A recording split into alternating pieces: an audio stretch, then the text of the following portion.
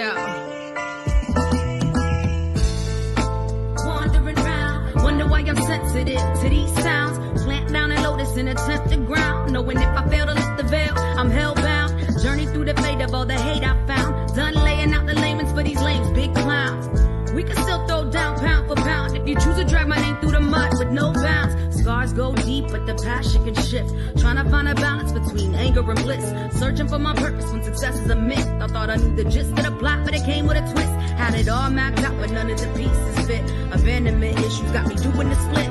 Realizing I didn't really need what I wish. Got sick of getting tricked into giving the devil a kiss. Welcome to the side of hell. They got me under a spell. Story to tell as soon as I break out of this shell. Welcome to the side of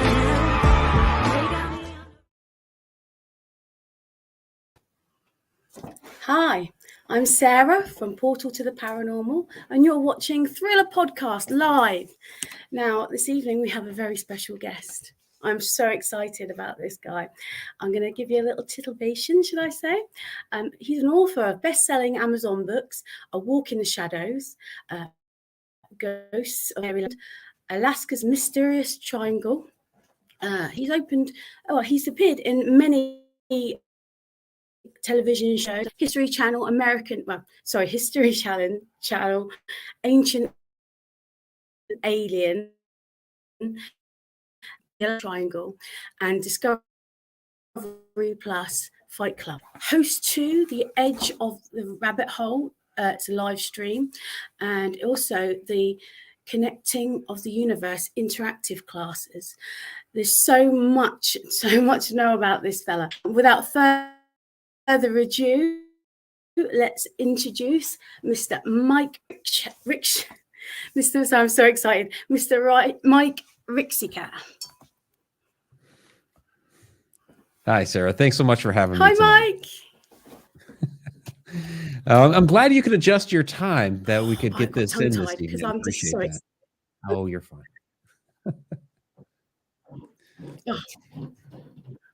So, I think there's a little bit of a relapse. So here? What I'll do is I'll just read. Okay. Right, we're going to go with this. Okay. Well, it'll be fine. It'll work. Work. So, Mike, I am absolutely buzzing about this. I mean, it's like walking into a cake shop, a paranormal cake shop, and you have got so much going on, absolutely so much. And I'm asking the questions. I'm thinking, do I start with how did you get into this? And I could ask them questions, but then I could go for the biggest slice of paranormal pie. Shall I go for it? Whatever you'd like to ask, go ahead. Okay, right, Egypt. Some people might suggest that the Egyptian pyramids they seem to find in the technology, and it seems like they're before their times. Do you think that there is some sort of alien intelligence involved in that? Well, it's hard to say whether or not it's alien, but there's something that's that was highly more advanced than what they've been credited for. So you go inside the Great Pyramid and into the Queen's Chamber, and there is this niche that's back there. I know everybody likes to talk about the King's Chamber and the coffer that's up there, but to me, it's the Queen's Chamber that has the most evidence, because there is a niche that's within there in which traditional archaeology has told us that, there may have been some sort of idol or statue there, because they keep saying that it was a tomb, even though no bodies were ever found there. And you look back in that niche and you see on the stone on the back wall of it, this vitrification, this melting of the stone, and then these black scorch marks right there. So something was so hot within that niche, it actually burned and melted the stone back there, which would be indicative of some sort of machinery or technology that they're not getting credit for. So it was certainly some sort of machine, whether that was alien in nature or just a higher advanced civilization, say maybe Atlantis or something like that. The jury's still kind of out on that. We need more evidence to try to support either one. But you talk to the Egyptian people and you look back into the records, and they talk about that the the pyramids were found. They came across them, and that there was another civilization there that was before them, and they just repurposed them. And you see that in a lot of other civilizations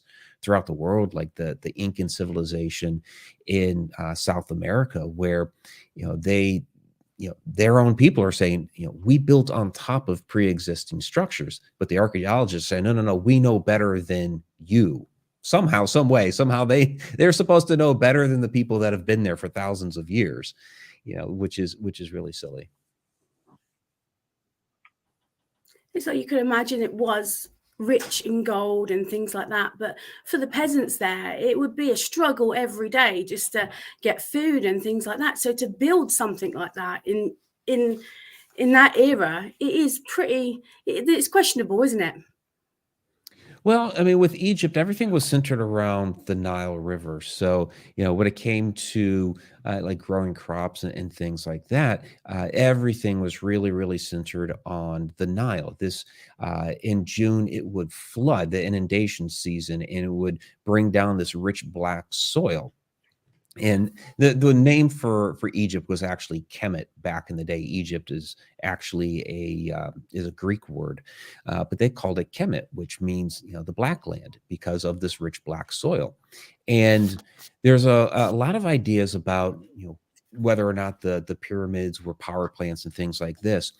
I think at least, if not a power plant, some sort of machine that was harnessing energy, because they were placed right on these energy nodes, the earth, from the earth's energy grid, and harnessing that and basically spreading that energy throughout the land, that not only would lift up the spirit of the people themselves, but also would help to enrich the soil so they could better grow crops and things like this.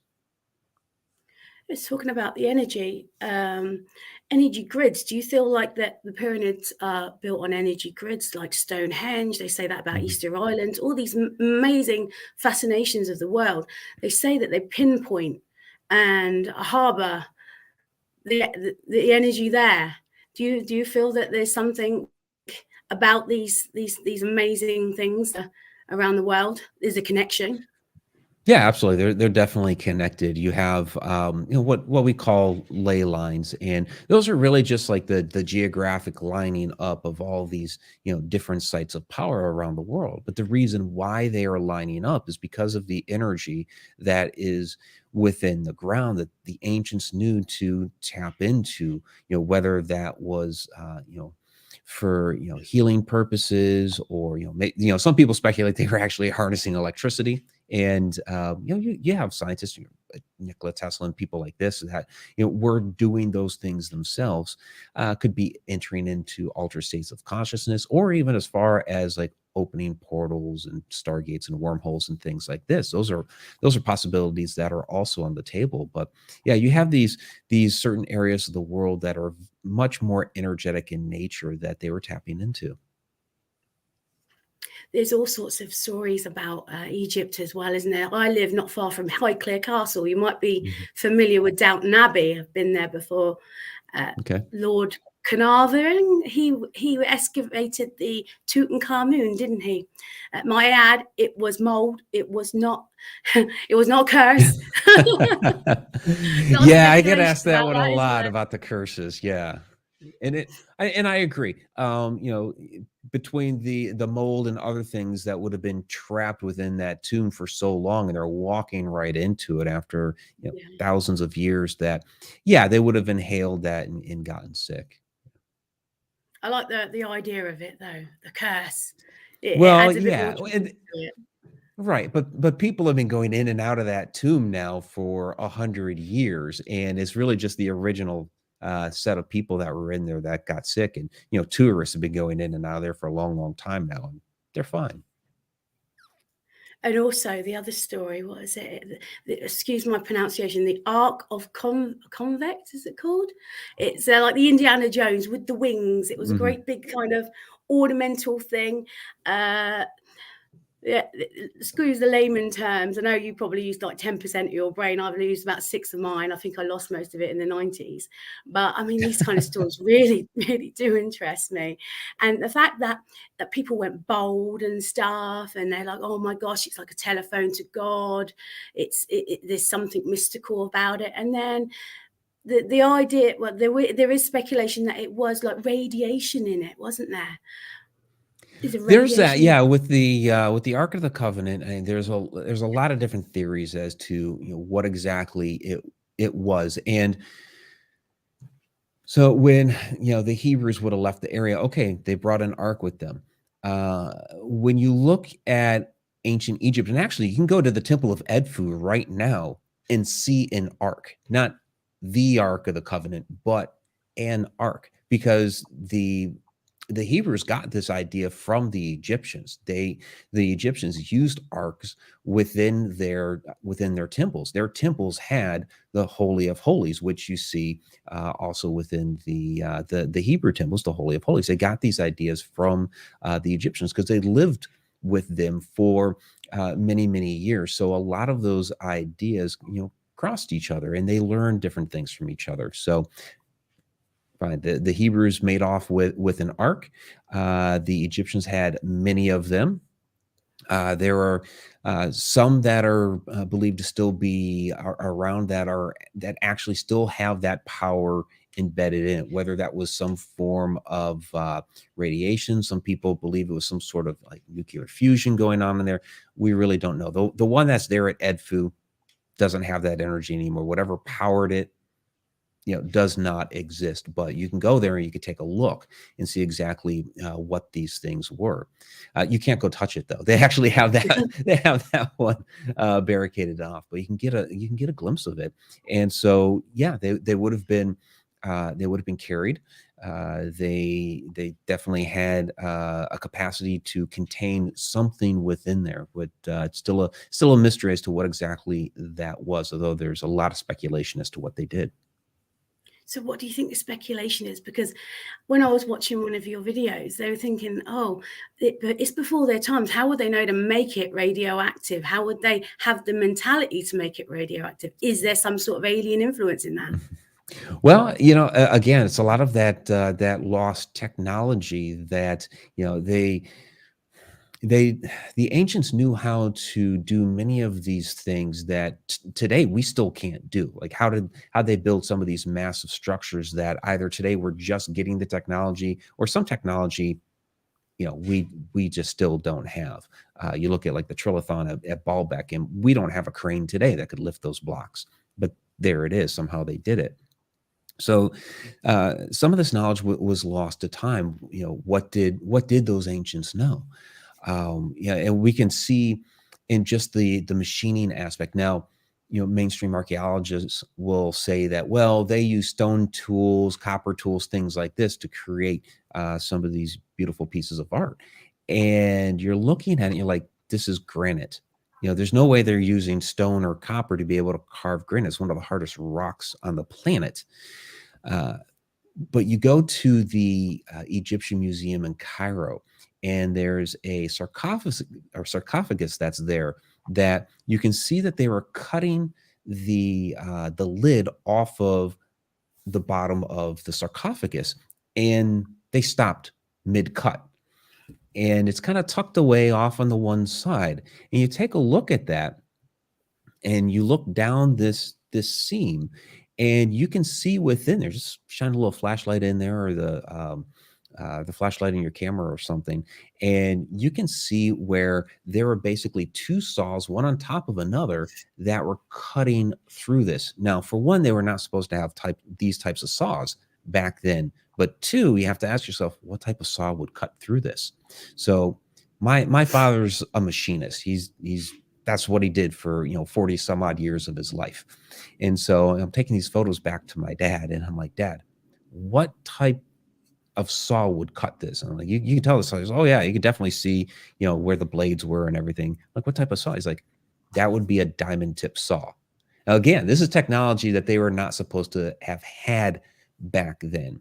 So somewhere along the way, civilization arose, and developed a very sophisticated type of technology. Now, they may not have had computers and cell phones and things like this, but they were able to grow enough to be able to, create some of these devices, some of these machines that today we would consider very, very sophisticated and having high technology.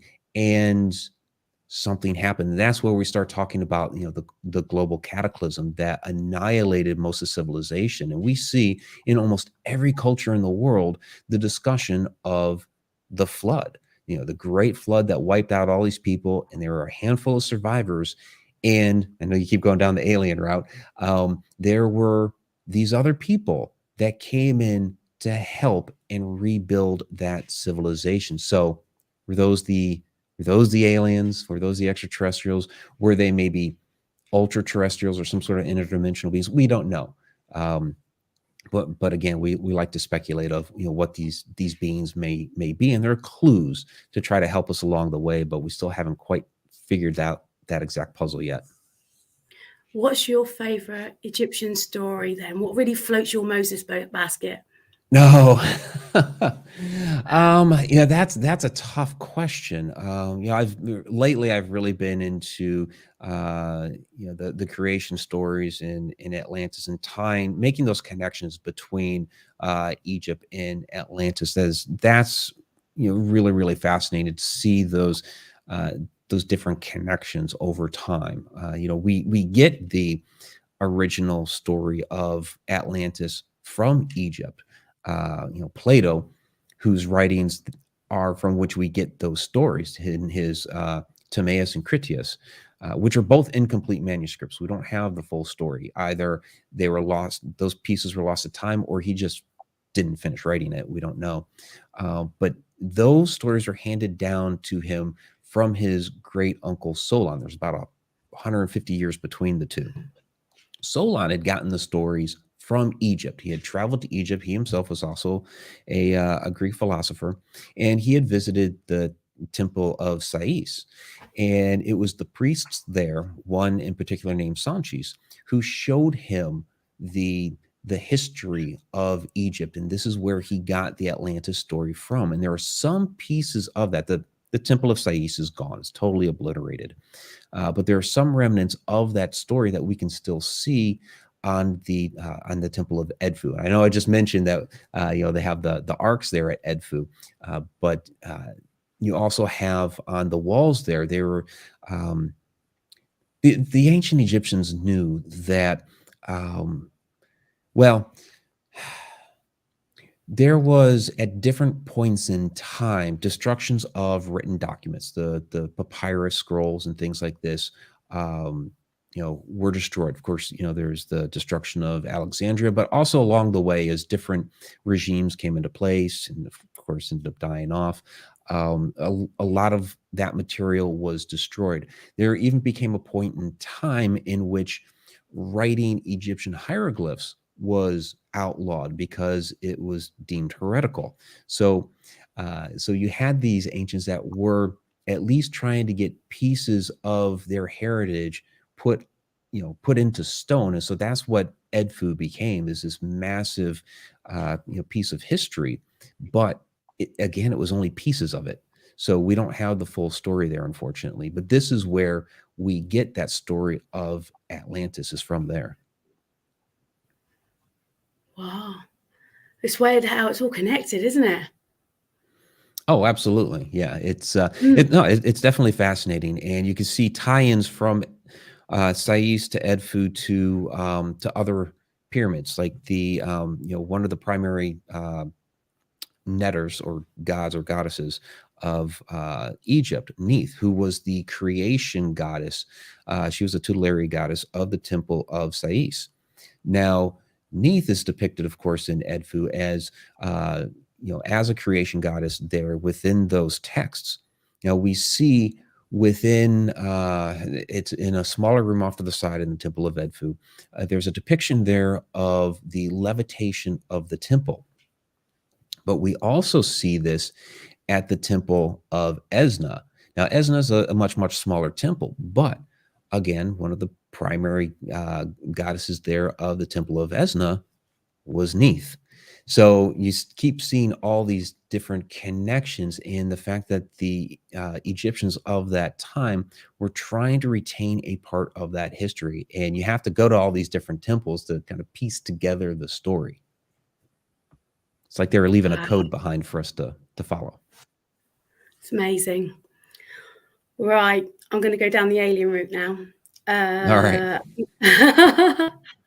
I know that you were part of the US Air Force, and I don't want you to get bounty headhunted for disclosing information. Uh-oh. So I'm going to see Lost you there for a second. In your... Oh. Yeah, missed the whole thing. You lost you completely. Okay, I'll start again. So I don't want you to get bounty headhunted, because I know that you was in the Air Force, US Air Force. So I know you've got to be careful about disclosing information, but did you ever see anything like a bit odd, light shows? So yeah, as far as the UFOs, I mean, that's something that was talked about. There are rumors and stories. I was at 3 years in Elmendorf Air Force Base, and then 3 years in Maryland at Fort Meade with NSA. So there were people that I never personally saw anything like that while I was in the Air Force. There were people that talked about that sort of thing, or would ask me, hey, did you hear about, so-and-so saw this in the air? But I didn't see that myself. What I did see while I was in the Air Force, for one, a number of things that I can't talk about in regards to NSA, but in the Alaska Command Building, where I spent 2 of those 3 years, I was in a secure communications facility in the basement of that building. And it was down there that many of us saw these different shadow beings and shadow entities moving about, primarily in the back office area. At the time, people tried to say that, well, the building was once a hospital, and where we were set up with our servers was once the morgue and all this sort of thing. But when I was doing the research for my book, Alaska's Mysterious Triangle, of course, I wanted to talk about these shadow entities that we saw there. So I'm doing the research on the building, and come to find out, well, no, it was never once a hospital. The building was always just used for command. That's what it was built for. So of course that, begs the question then, what were these shadows we kept seeing down there, if not the, souls of people who had, perished? And so I tend to think and believe that these may have been some sort of time slips, that we may have been seeing or witnessing either personnel from the past or even the future. It could even possibly be ourselves, because there was enough with all the technology that was down there, and it's emanating a certain wavelength and frequency, actually several, and so so that could be generating a type of field in which we can see some of this phenomena. Is that like a vortex? Yeah, I mean, it could be vortex energy. Yeah. Creating a situation in which these things would then be possible. Yeah. So is the Alaska, I'm so excited. I've got so much I want to ask you. The Alaska Triangle, is that similar to like the Bermuda Triangle? And what are your thoughts on that? What do you think it could be? Yeah, when we talk about triangle areas of the world, and there are many of them. So Alaska Triangle, Bermuda, of course, is the most famous. There's the Dragon Triangle out by Japan, which is probably the oldest as far as like recorded history that we have for it, and several others, around the world. So basically what's going on here is it's a hot spot of energy. And with Alaska, there's a lot of these different type of energies that are coming together here. So the primary one is the magnetic energy from the Earth. The U.S. Department of the Interior did surveys there during the 1960s that found what they called 5 distinct magnetic characters within, it was 100,000 square miles of Alaska. Alaska is over 600,000 square miles. So this was just 1/6 of that. 5 magnetic characters, some of which they described as negative anomalies. So this was, already measurable. But what's happening here is, the Earth has a molten iron core, and as that spins, it creates a magnetic field. And this is what, of course, protects our planet from the solar wind and the sun and all that stuff. But as that magnetism passes through the Earth and interacts with different metals and minerals, water, and in some different locations, it creates a variety of different fields depending on what it's passing through. So, whatever is in the ground under these triangle areas is helping to generate these different fields. Now, with Alaska, okay, so you have the crazy magnetism that's going on up there. You also have a lot of seismic activity. There's a lot of earthquakes in Alaska. In fact, the largest earthquake ever recorded in North America happened just right outside of Anchorage in 1964. You also have a lot of volcanic activity. In fact, when I was first stationed there within Alaska and stepped off the airplane, it was not only snowing, there was also ash mixed in with the snow because there just recently been a volcanic eruption there. And then, like I was talking about with the solar flares, at our poles of the planet, the Earth's magnetic protection is a little bit thinner, and so as the solar flares are hammering against the pole areas, that's why we have like the aurora borealis and things like that. That's why we're seeing these things, and so it's this fantastic cocktail of energy up there in Alaska that creates all kinds of crazy phenomena. And lots of people have gone missing, haven't they? Yeah. Since 1988, 16,000 people. And I mean, that's a number that I've been rattling Shit. off here for a couple of years now. So, the number is higher than that now. Um, Alaska has the population of about the same as the city of San Francisco. So if you're to talk about like 16,000 people going missing in the city of San Francisco, that's a lot. And that's planes and boats. Oh yeah, you have missing planes, missing boats. We had in 1972 was our House Majority Leader, very powerful politician, and a Alaskan congressman go missing up there. And to this, and it was the largest search and rescue mission ever put forth at that time in United States history. Nothing was ever found. They were utilizing spy planes and all kinds of stuff to try to find them. Nothing was ever found. So, so you have a lot of things like that happen up there too. So what are we talking about? We're talking about black holes, aliens, McCrackens, like kind of a little bit of everything. I mean, we have up there in Alaska. There's what they call her name is Illy, so Lake Iliamna monster, and they liken her to Loch Ness. So you have things like that up there. There's a lot of UFO sightings there. Of course, with Alaska being so remote and sparsely populated, it would be a great place to have a UFO base and things like that. Even USOs, the unidentified submerged objects that go into the water. Alaska has the coastline of Alaska is more than the whole rest of the United States combined, and it has over 3 million lakes. So if they have an underwater base, that could be anywhere up there. So there's a lot that goes on up there. Talking about hotspots, I mean, most of my information probably comes from TV, but I know that Arizona is a big hotspot.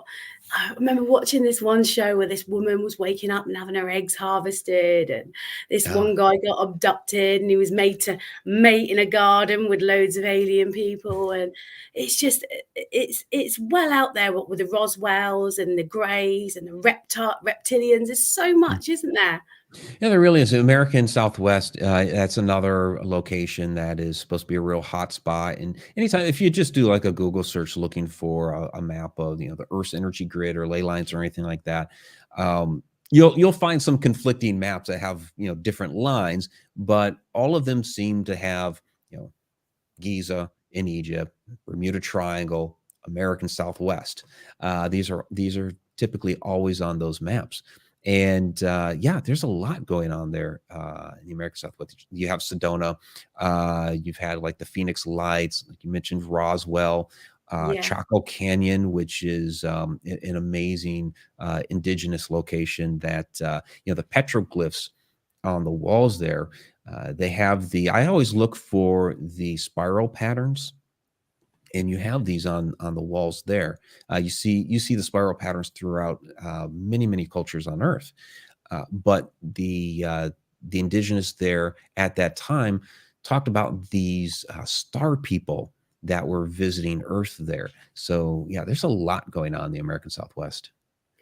See, I specialize in the paranormal part with the ghosts and stuff. So Mhm. having the opportunity to talk to you about this kind of thing, it's like way out there and absolutely loving it. There's the eight, sorry, there's a lot of UFO sightings in Yorkshire here in Mhm. the UK. My mum saw some big sort of flying saucer hovering over her house once, and she Oh, wow. absolutely kicked herself. Then there was I used to live in a little village called Mablethorpe, and I was having a conversation with my Uncle John a couple of weeks ago, and it was strange because I was about 17, underage drinking, walking back from a nightclub, and I remember the lights, the sky at about 2 o'clock in the morning, just bright like it was daytime for like 2 minutes.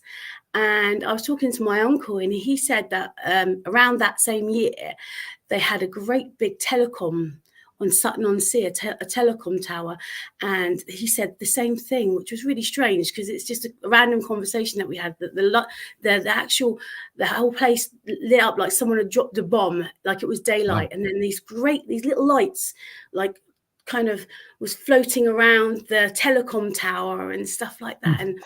And also in 2004 in Southampton, we had all these like triangular kind of UFO sightings over the Millbrook flyover. So you could just sky watch, couldn't you?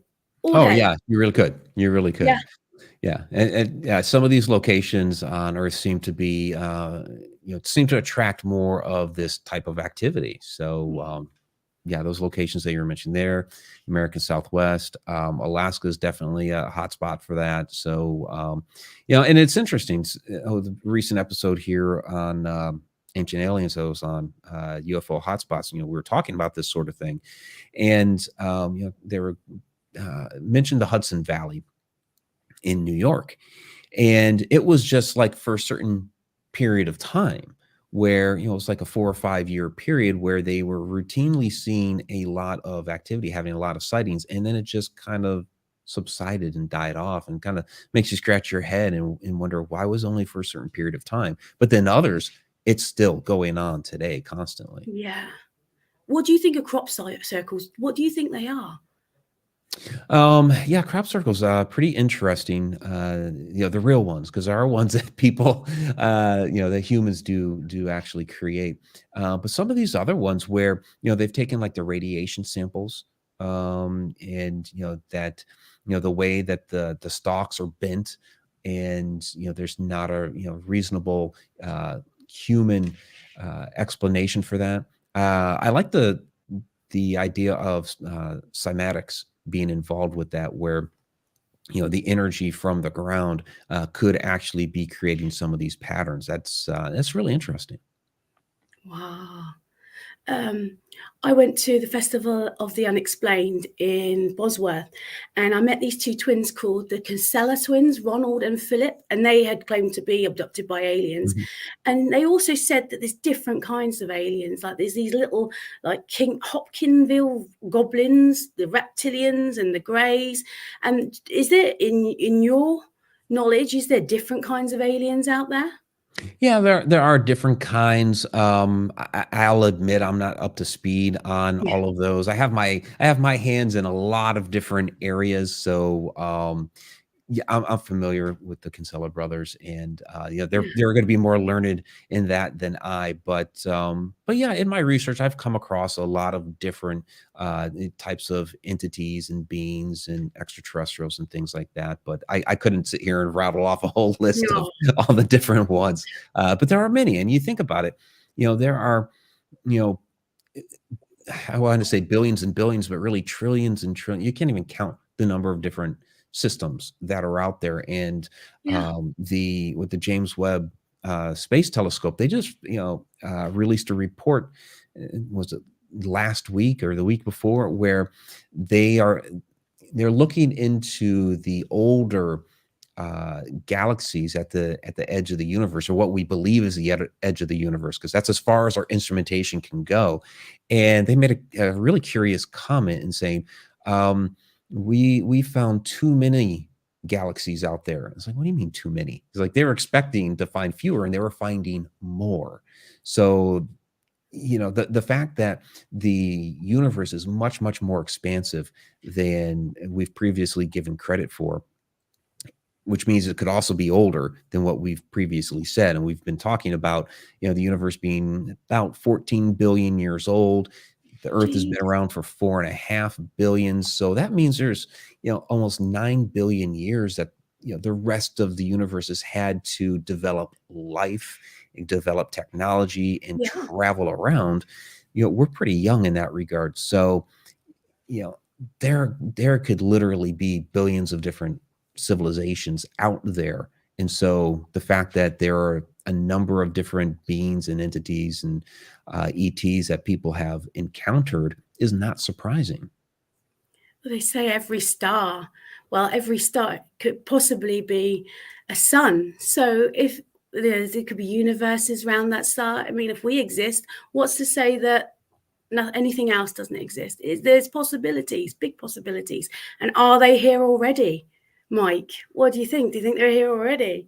Yeah, in and around and amongst us. They've been here before. They're going to keep coming here.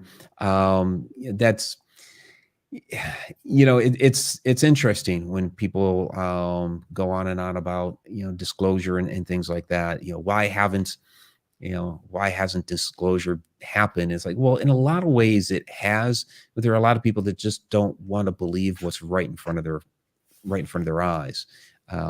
It's kind of weird how human nature is like that.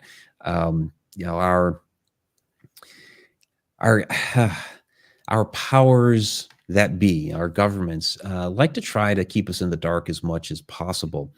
And they're only coming forth now a little bit to say, okay, we're gonna do some research over here. We're gonna start collecting reports, because they can no longer continue to deny this. We have too much technology in our hands where, you see something in the sky, you can just whip out your cell phone and take a 4K photo of it.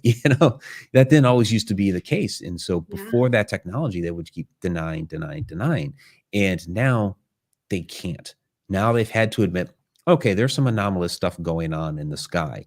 So we will start doing something to appease the masses in that regard. But they still have not gone as far as to actually admit it, when, again, it's plain as day to most of the rest of us.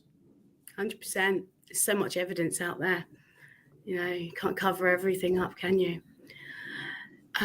Mike, I've got to ask you this question then. So, shadow people, you wrote a book on it. In fact, you could probably do a calendar on them, couldn't you? Because there's like so many different ones. Mr. February with his top hat. There's these ones that sort of just lurk and climb.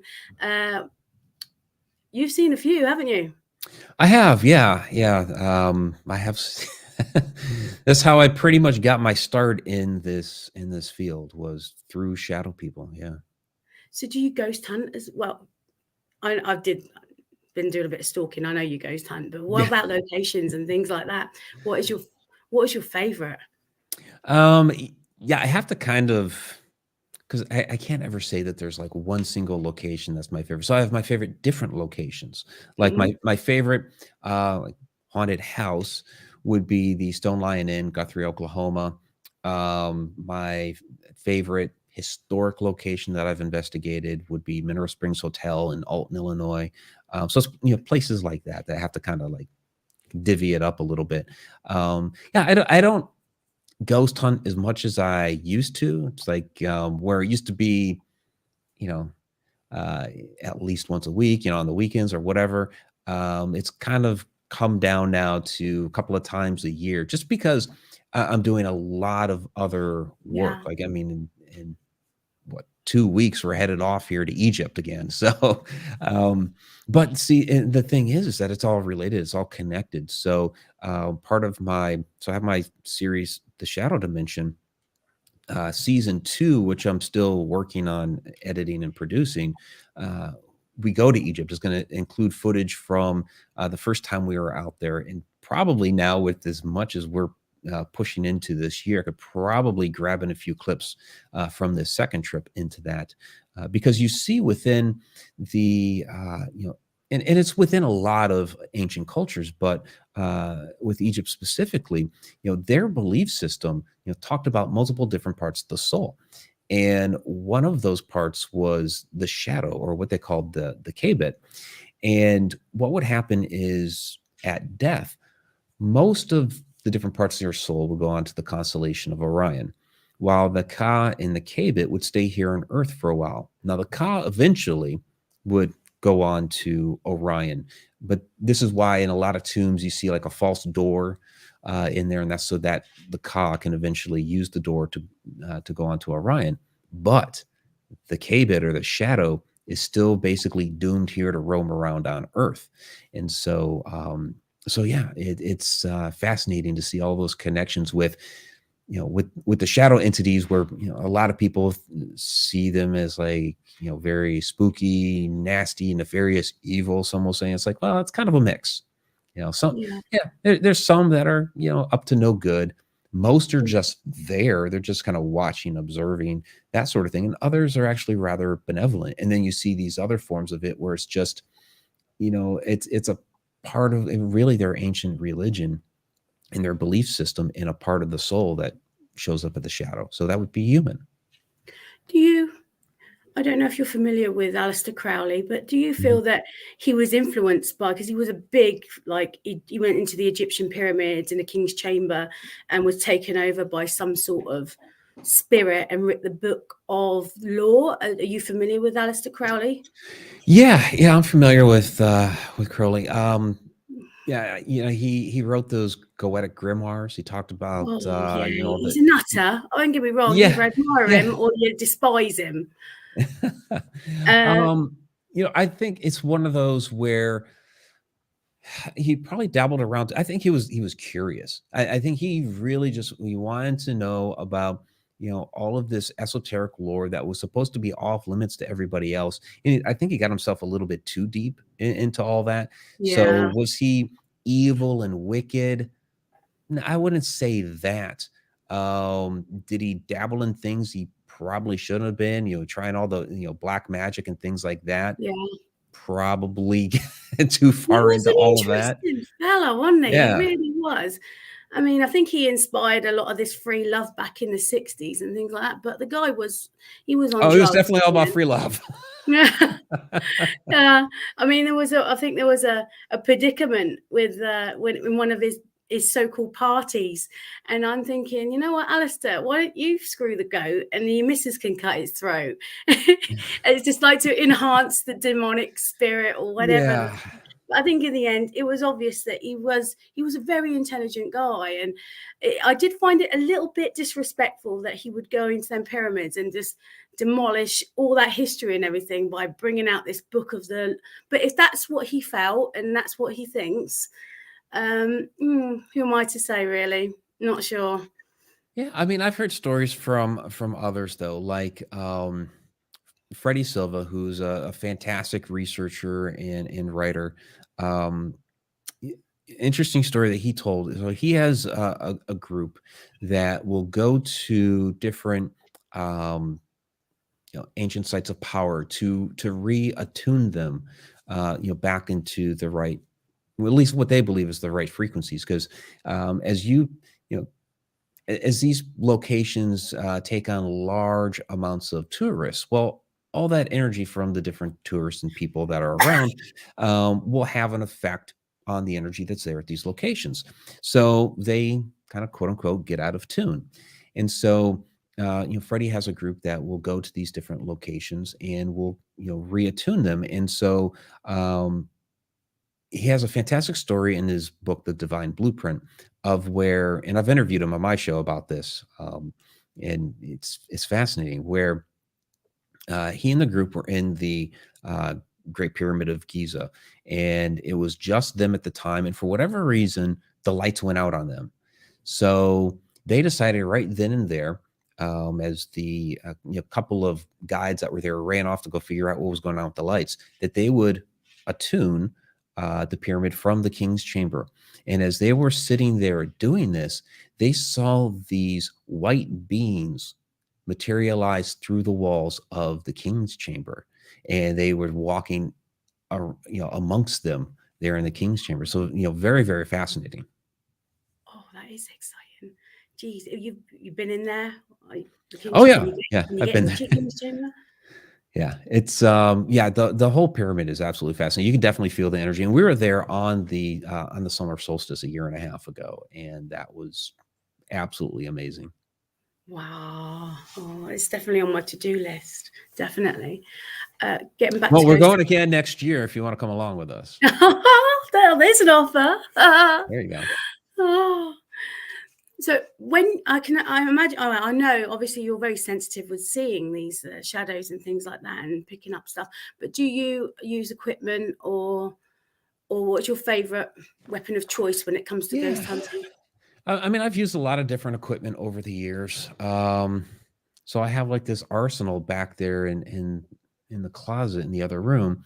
And it's kind of funny. It's like, okay, I used to bring all of this stuff, and over the years, it's like, okay, I don't need to bring that anymore. I don't need to bring this anymore. And your best tool is your body, for one, but really just, a camera, flashlight, an audio recorder, really kind of the basics have always worked out well for me. I've had all these fancy cameras and things like this before, and you go through hours and hours and hours of footage, and you're like, I'm not, seeing anything. We used to, rig up an entire, house with, a billion cameras, and you get nothing out of it. In fact, there are some people that have said, there's so very little footage you ever get out of IR that it's like, what's the point? They've given up on using the infrared cameras there at on ghost hunts. What's your what have you ever had a proper poop your pants moment? I'm really scared. What experience can you tell me about that made you like think I'm going to sleep with the light on tonight? It's funny because I get asked that question a lot. What was your scariest moment on an investigation, things like that. On an investigation, I've never been scared on an investigation because I'm there to investigate. It's like if something's happening, if something's going on, that's what I'm there for. So I actually go running toward it. But really the most frightening moment for me would have been my first shadow experience when I was a little kid, but I was only 8 years old at the time. So of course I was going to be frightened. But as an adult, it would have been a moment where it had nothing to do with investigating the paranormal. I just ended up in that situation.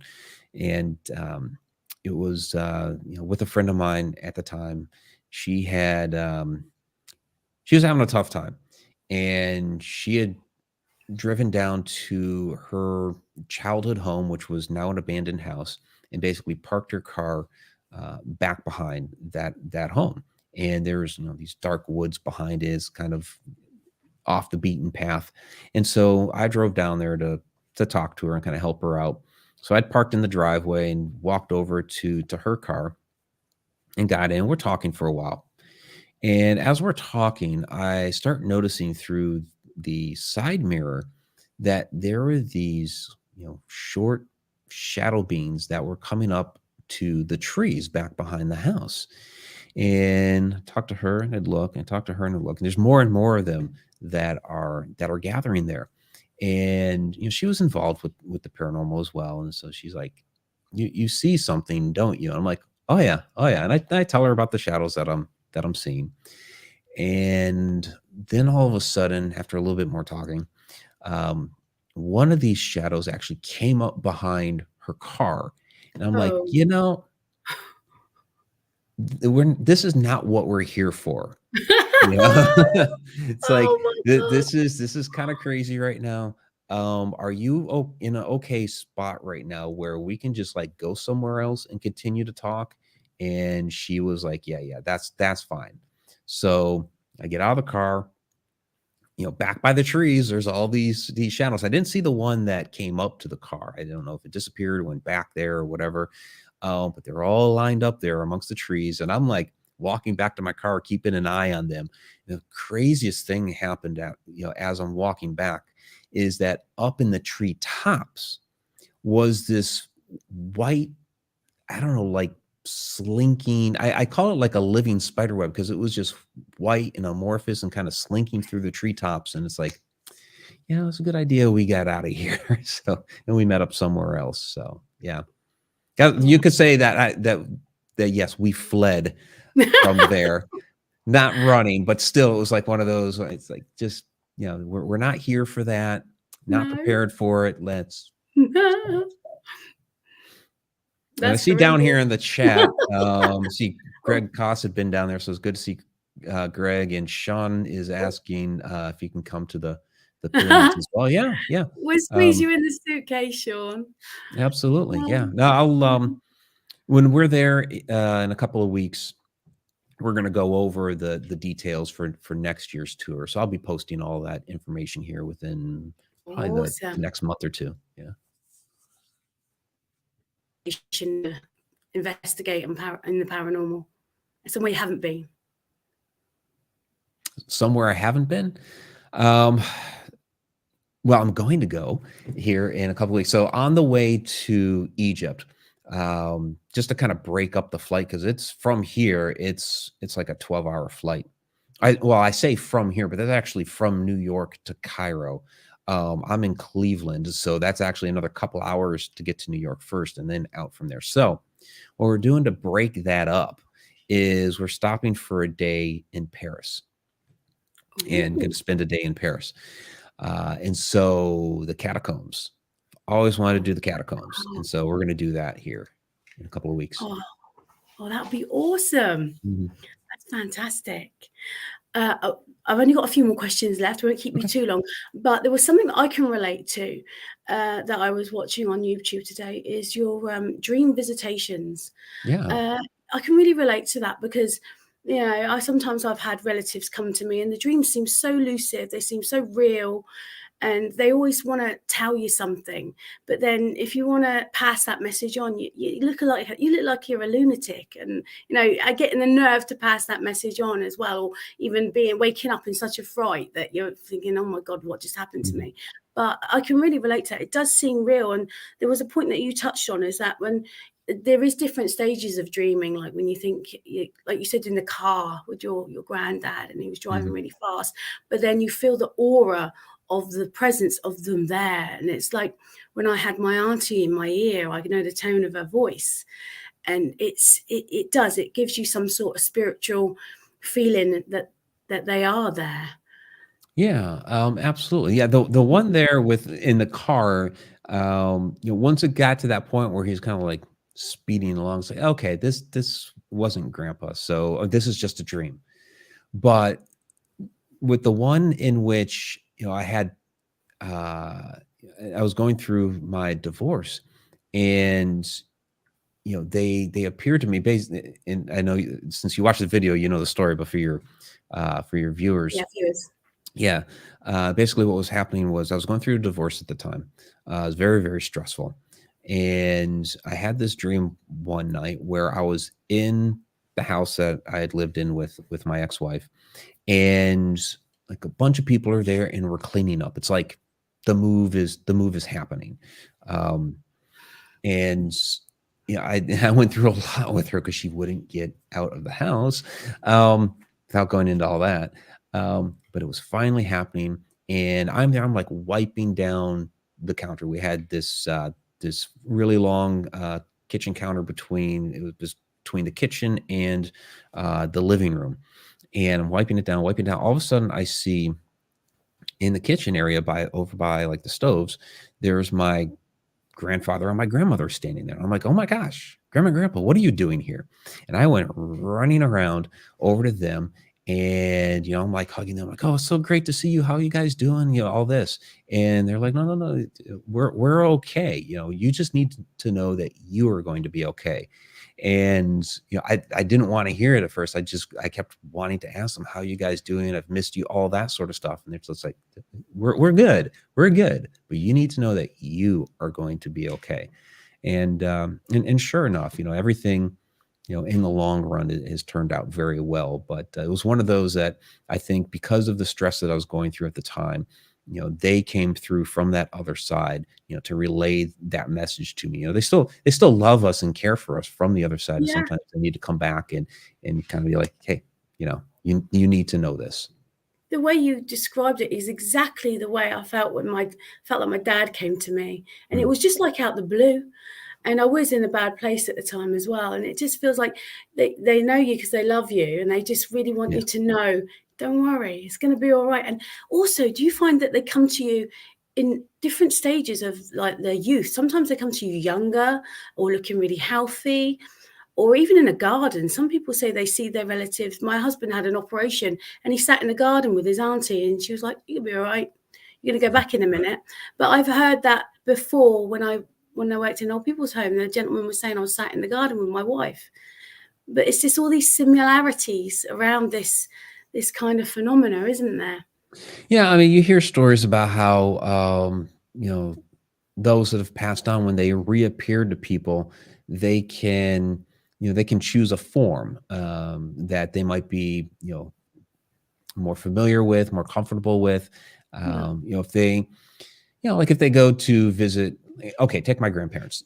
I basically saw them when they were older and they had white and graying hair and all that sort of thing. But if they went and visited, say my parents or one of my aunts or uncles or whatever, they might choose to take on a younger form, maybe back when they were actually parenting. So it's kind of interesting how they can, take a different form. There's, I mentioned Mineral Springs Hotel earlier, my favorite haunted historic location. And there is a little girl who will frequently visit the pool there. And it's believed that because there was never like the death of a little girl there in the pool or in the hotel or anything like that. What it's believed is that this little girl actually grew up to live a nice full life, but in her afterlife has decided to come back to the pool because when it was in its great splendor, this was like her favorite spot to go to. Wow. And so she's like reliving her childhood. Yeah. They do, don't they? They do. They go back to their best places or where they're happiest. And it's a bit like astral projection. They always say that, I mean, I'm not familiar with it. I know people that have done it. But if you think to where you want to go, as long as you've been there, you can go there. So I guess it's the same in the spirit world. Yeah, it's interesting with astral projection. Some people say that you can even like go visit the planets and things like this when you project, which would be pretty wild. I've come this close to projecting before, but I've never actually fully done it. So, but yeah, it's one of those interesting types of abilities that when we talk about the shadow entities, are some of these shadows that people are seeing, at night or whatever. Are they actually astral projections? Is somebody coming to visit them and they're seeing their energy? Yeah, I'm a baker, and I knew a guy back in everyone knows a guy back in the 90s. He actually went missing, and he was an entrepreneur. He was writing a novel. He was a really clever guy, and I thought he was pulling my leg, and he was saying that he does astral projection. And I said, how do you do it then? He says, I just lay there and I meditate and I feel myself like arise out of my body, and I can go anywhere. He said, I can just, as long as I think it, I can go see my friends, I could go to the cinema. And I'm like, oh, okay. And I met him in a staff room one day, and he said to me, you know what, I'm not doing it anymore. I goes, well, what do you mean? He goes, this astral projection. And I said, well, what's happened? He says, well, I come out of my body and there was all these weird like beings ready to pounce on him. And I'm like, yeah, no, don't do it anymore. No. And he went missing. To this day, nobody knows. Yeah. Oh, wow. Really strange. Yeah. That's definitely pretty odd. It does. It's so much out there, isn't it? It's so exciting and all this stuff to learn. I mean, you've only got like, not dissing it because like America's a it is a country of all these different cultures that all come together, all from different places and things like that. And you've been there for like over 200 years, and you've got like Civil War history and things like that. And not boasting, but the UK, we're like really old. But you have got we date back to that little revolution we had against you, so you know. You win, So but you that. still named New York over Yorkshire. Yeah. You could have named it New London or something, you know. Well, originally it was New Amsterdam, so you know. Yeah, we kicked them out, didn't we? Right. But then there's you've got something so special, which is like the American Indians. Oh, they go way back, don't they? And it's earth spirits and things like that. You've got so much going on there. We really love to sort of go down that little rabbit hole, you know, see what they've got going on. Yeah, no, they have a lot. You know, I've had several friends that have, you know, that are shamans, and you know, I mentioned Chaco Canyon earlier, and that's you know, an indigenous Native American location. Right here in Ohio, we have the you know, the massive earthworks that again, we kind of speculate as to exactly what they are, because they even, you know, the indigenous tribes of the area are like, I don't know, they were here. You know, we don't know what they were, which is really kind of crazy to think about. But yeah, we have a lot of ancient culture here that I think people don't really realize, because when we think of the ancients, we think of like Egypt and things like that. Yeah. But there's a lot of it here in America too. Yeah, it's amazing. Well, I think I've had a lot of your time now, and I really appreciate it, Mike. You've been amazing. I'm sorry I've been so nervous, but I get so excited. It was good. It was good. No, I really appreciate it, Sarah. Thank you. I'm going to throw a few just for fun questions just to end the show, if I may. Sure. Okay, humor me, Mike. All right. Okay, so you got to choose one: Alf the alien from the 1960s sitcom, or Mork and Mindy. Well, I mean, I was always a big Robin Williams fan, so I have to say Mork and Mindy. But Alf was fun. I'm 78, so what are we, around the same age? So hopefully we're on the same wavelength here. Yeah, 74. Yeah, a little bit older. Okay, what about this one then? Mac and Me or E.T.? E.T. I don't even remember ever seeing Mac and Me. Yeah, it was. But I saw E.T. in the theater. Oh, did you cry? A little bit, yeah. But there was a kid that was a few rows down from me that was just absolutely bawling. Yeah, I was heartbroken. Yeah. Especially when you think he's dead. He's like, oh no, he's alive. It's like, great. Right. Yeah. Okay, right. This is a scenario. It's a non-fictional scenario, and you've got to pick one. Okay, so Armageddon, it's the end of the world. You've been beamed up, Mike. The aliens have harvested a load of eggs, and it's your job to populate the humanity depends on you, Mike. It does. It depends on your seed. Now, you've got to choose from... We've got an alien surrogate. She's a female. She's going to carry your baby. This is going to be the future of humans. So the eggs that you have to choose out of is, number one, Hillary Clinton. She might be a bit dried up, but they've got the eggs going. Oprah Winfrey. Or Amber Heard. I mean, she's good looking, but she's a nutter. God. You got to choose. I mean, I think all three of them are nutters. So, humanity depends on it, Mike. Oh my God. It's either that or a garden of aliens, and you have to impregnate all of them. We'll go with the aliens. Oh, wow. Okay. I bet you've never had that kind of question. No, before. I've never had that question before. Brilliant. Well, thank you ever so much.